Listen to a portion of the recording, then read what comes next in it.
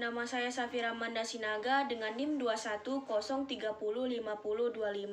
Saya dari grup 3 PAS 1. Di sini saya akan menjelaskan tentang daya serap air dan daya serap minyak. Yang pertama adalah daya serap air. Daya serap air merupakan salah satu karakteristik fisik yang berhubungan dengan sifat kelarutan tepung ketika ditambahkan air. Daya serap air merupakan parameter yang menunjukkan besarnya kemampuan bahan menarik air di sekelilingnya atau kelembapan udara untuk berkaitan dengan partikel bahan atau bertahan pada pori antara partikel bahan. Semakin besar daya serap air, maka semakin mudah air terserap ke dalam tepung dan mengisi rongga di dalam granula pati. Daya serap air mie yang dihasilkan sangat berkaitan dengan sifat retrogradasi pati. Semakin tinggi nilai daya serap air menyebabkan mie yang dihasilkan akan mudah lunak saat direbus. Daya serap air yang tinggi pada mie basah dipengaruhi oleh kandungan amilosa pada bahan baku yang digunakan. Kandungan amilosa pada pati dapat meningkatkan kadar air. Daya serap air digunakan untuk mengukur kemampuan bahan dalam menyerap air dengan cara disentrifug, serta menentukan jumlah air yang tersedia untuk proses gelatinisasi pati selama pemasakan. Faktor yang mempengaruhi daya serap air antara lain adalah kandungan amilosa dan gluten dari tepung, proses penambahan air, dan teknik pengulunan. Semakin tinggi kadar air serap suatu bahan pangan, maka semakin rendah daya serap airnya. Kedua adalah daya serap minyak. Daya serap minyak adalah kemampuan suatu produk pada olahan berprotein tinggi dalam menyerap lemak atau minyak digunakan untuk dua tujuan.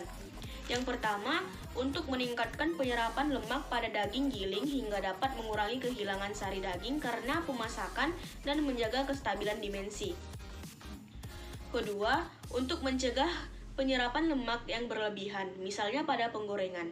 Hal ini disebabkan terjadinya denaturasi protein oleh panas sehingga membentuk semacam lapisan pada permukaan bahan, misalnya pada donat sehingga menghalangi penetrasi lemak.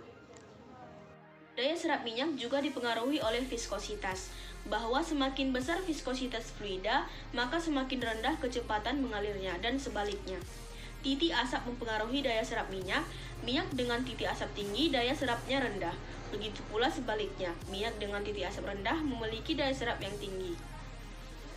Asam lemak bebas yang terbentuk selama penggorengan juga mempengaruhi titik asap minyak, sehingga minyak dengan titik asap tinggi mengalami penurunan titik asap dan menyebabkan peningkatan daya serap minyak. Asam lemak bebas teroksidasi yang terbentuk dapat berperan sebagai surfaktan, sehingga akan meningkatkan kontrak produk dengan minyak yang akan menyebabkan peningkatan penyerapan minyak. Oleh karena itu, daging yang digoreng dengan minyak kelapa sawit, daya serap minyaknya lebih tinggi, rendah dibanding dengan daging ayam yang digoreng dengan minyak kelapa dan minyak jagung. Faktor yang mempengaruhi daya serap minyak adalah kadar air pada bahan pangan, yang kedua jenis minyak yang digunakan, yang ketiga pori-pori pada bahan pangan, dan yang keempat ketebalan bahan pangan. Daya serap minyak berkaitan dengan daya serap air dan struktur protein, di mana komponen minor dari gluten yang berbeda serta keseimbangan sifat-sifat gluten yang hidrofilik menyebabkan perbedaan serta keseimbangan sifat-sifat gluten yang dihidrofilik menyebabkan perbedaan kapasitas penyerapan air dan kapasitas penyerapan minyak.